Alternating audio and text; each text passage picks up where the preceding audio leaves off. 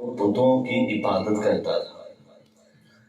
جب اسے کوئی ایسا شخص ملتا جو بتوں کی عبادت نہ کرتا، بتوں کے خلاف ہوتا، بتوں کو خدا نہ مانتا، تو سریعام وہ بادشاہ ان افراد کو قتل کرتا اور لوگوں کے لیے عبرت کا نشان بناتا۔ وقت گزرتا گیا، اس علاقے کے جو مسلمان تھے چھپ کر اپنی زندگی بسر کرتے۔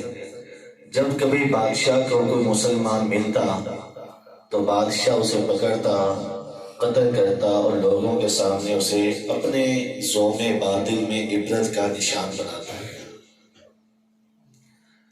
ایک دن بادشاہ نے چند مسلمان پکڑے اور انہیں قتل کرنے لگا تو کچھ نوجوان یہ تماشا دیکھنے کے لیے میدان میں آئے۔ جب وہ میدان میں آئے تو اللہ تبارک و تعالیٰ نے ان نوجوانوں کی آنکھوں سے پردے اٹھا دیے۔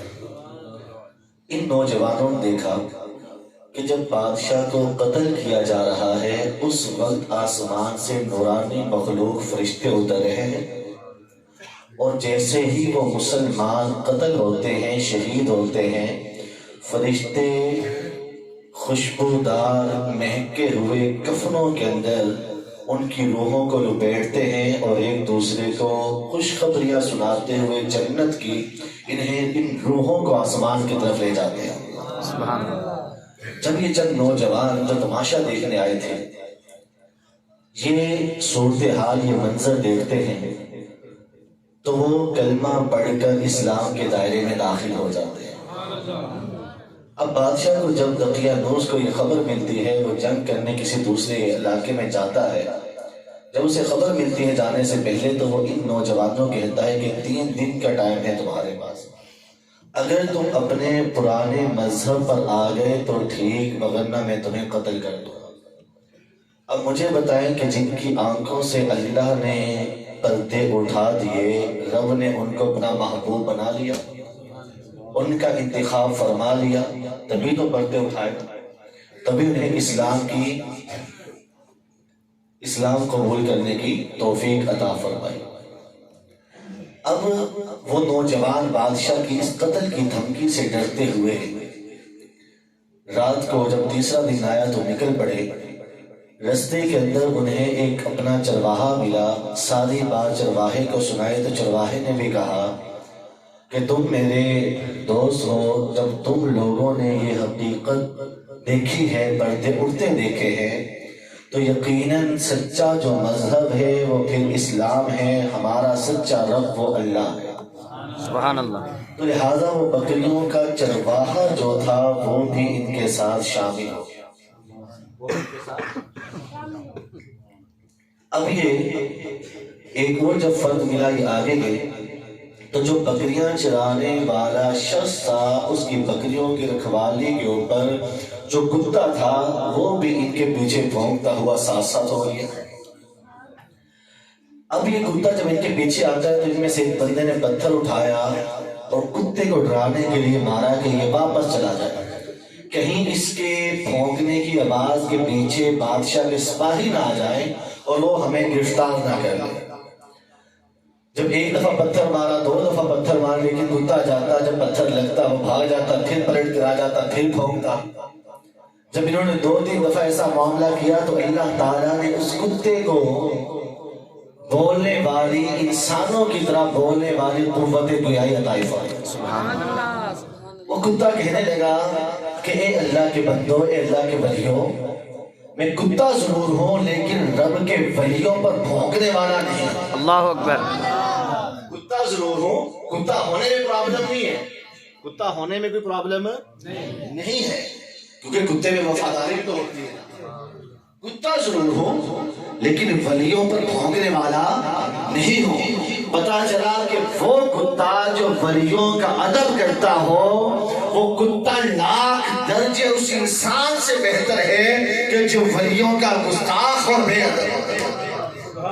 کہیں قرآن اٹھا کے دیکھ، تورات، زبور، انجیل پڑھ کے دیکھ لیں، احادیث قدسیہ، احادیث نبویہ پڑھ کر دیکھ لیں، اللہ نے کہیں نہیں فرمایا کتا میرا دشمن ہے، اللہ نے کہیں نہیں فرمایا کتا میرا دشمن ہے. فرمایا تو یہ فرمایا من عاد علی ولیشن فقط آذنت بالحرب، جو میرے ولی کا دشمن ہے وہ میرا بھی دشمن ہے. کتا رب کا دشمن نہیں، لیکن انسان ہو بے ادب ہو ولیوں کا، گستاخ ہو ولیوں کا، وہ رب کا دشمن ہے. تو کتا کہنے لگا کتا ضرور ہو لیکن ولیوں پر بھونکنے والا نہیں. ولیوں پر بھونکنے والا نہیں. انہیں یہ بات اس کی اتنی پیاری لگی، اس کتے کو اپنے ساتھ لیا اور اصحاب کہف بنے اور غار میں داخل ہو گئے. جب غار میں داخل ہوئے اور ایک طویل عرصہ 909 دن بعض روایتوں میں مختلف ہے آرام کیا، تو اللہ تعالیٰ نے اس کتے کو بھی اصحاب کہف کے ساتھ سلا دیا. سبحان اللہ. تھا کتا، تھا کیا؟ لیکن جب کتے کی وفاداری اپنے ولیوں کے ساتھ رب نے دیکھی تو رب تعالیٰ نے جب قرآن میں اپنے ولیوں کا تذکرہ کیا تو بار بار اس کتے کا بھی تذکرہ کیا. سبحان اللہ. حالانکہ قرآن تمام کتابوں سے افضل ہے، آسمانی جتنی کتابیں ہیں سب سے افضل ہے، لیکن جب بات اللہ کے ولیوں سے دوستی کیا جائے، اللہ کے ولیوں سے محبت کیا جائے تو رب تبارک و تعالیٰ اس کے ذکر کو بھی قیامت تک کے لیے باقی رکھتا ہے. قیامت تک قرآن پڑھا جائے گا، قیامت تک اس کتے کا جو ولیوں کا دوست وفادار تھا تذکرہ ہوتا ہے. تو پیارے بھائیوں، کتا ہونا یہ کوئی پرابلم والی بات نہیں ہے. حضرت ابو علی قلندر یہ ہند کے اندر ہوئے ہیں. سبحان اللہ. سبحان ان کا ایک مرید ان کے پاس آیا کر کہنے لگا کہ حضرت حج پہ جانا چاہتا ہوں، دعا کریں اللہ قبول فرمائے. جیسے ہم لوگ بھی جاتے نا، پیر قریب ہو تو پیر کے پاس جاتے ہیں، پیر صاحب دعا کرنا اللہ حج قبول کر لے. جاتے ہیں کہ نہیں جاتے؟ پیر قریب ہو، پہنچ میں ہو تو ضرور جاتے ہیں. تو پیر کے پاس گیا، حضرت ابو علی قلندر کے پاس گیا، جا کر کہنے لگا کہ حضرت حج پہ جا رہا ہوں، دعا کرنا کہ رب تعالیٰ حج قبول فرمائے، کوئی وصیت فرمائے، نصیحت فرمائے. تو حضرت علی قلندر نے فرمایا کہ بیٹا تجھے نصیحت یہ ہے کہ مدینے کی ہر چیز کا ادب کرنا. مدینے کی ہر چیز کا اگر تجھے مدینے کا کتا بھی نظر آ جائے نا تو کتے کا بھی ادب کرنا. کتے کو کوئی تکلیف نہ پہنچانا، کوئی اذیت نہ پہنچانا. کہا کہ حضرت ٹھیک ہے. حج پہ گئے، کعبۃ اللہ کا طواف کیا، صفا مروہ کی سعی کی، وقوف عرفہ کیا، سارے فرائض و واجبات کمپلیٹ کیے. تو پھر حاجیوں آؤ شہنشاہ کا روزہ دیکھو. کعبہ تو دیکھ چکے، کعبے کا کعبہ دیکھو. پھر چل پڑے کعبے سے کعبے کی طرف. مدینے گئے تو پیر صاحب کی بات یاد آئی، بڑے ادب سے، بڑے لحاظ سے کہ یہ ادب کی جا ہے، ادنا سی بھی گستاخی ہو گئی تو مسئلہ بن جائے گا. بڑے احترام سے کسی جگہ گزرتے ہوئے رش میں گئے تو دھکم پیل ہوئی، نیچے گرے تو نیچے مدینے کا کتا جا رہا تھا، اس پہ گرے، کتے پہ گرے، کتے کے نیچے کانچ تھا، زخمی ہوا، کتا زخمی ہو گیا. تو جب کتے کو زخمی دیکھا کہ میرے گرنے سے کتا زخمی ہو گیا، کتا مجھے دیکھ رہا ہے، تو بات پیر صاحب کی یاد آئی کہ بیٹا ادب کرنا ہے، اگرچہ کتا مدینے کا کیوں نہ، اگرچہ کتا مدینے کا بولیے کیوں نہ مل جائے. اب وہ لفظ کتے کا بھی تذکرہ جو کیا تھا پیر صاحب میں ذہن میں آ گیا. تو حضرت ابو علی قلندر کی جب نصیحت ذہن میں آئی تو تڑپ اٹھے، اپنے پاس جو چادر تھی اس کو پھاڑا اور فوراً نرم پٹی کتے کی ٹانگ پہ کر دی. اور دل میں یہی خیال کہ پیر صاحب نے نصیحت اور وصیت کی تھی.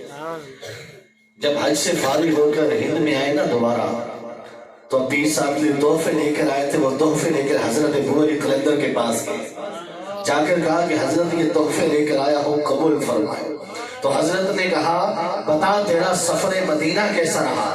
کہا حضرت بہتر رہا لیکن ایک غلطی ہو گئی۔ پوچھا کیا غلطی ہوئی؟ کہا حضرت کتے کا آپ نے نصیحت کی تھی لیکن ہجوم کی وجہ سے کتے میں گرا، نیچے کوئی چیز رکھی تھی جس کی وجہ سے کتا زخمی ہو گیا۔ حضرت میں نے فوراً اپنی چادر پھاڑی، آپ کی نصیحت یاد آئی، کتے کو میں نے زخم پر پٹی کی۔ حضرت نے جب آپ نے یہ بات کہی مرید نے، حضرت ابو علی قلندر نے جیب سے وہ پٹی نکالی، فرمایا مرید لے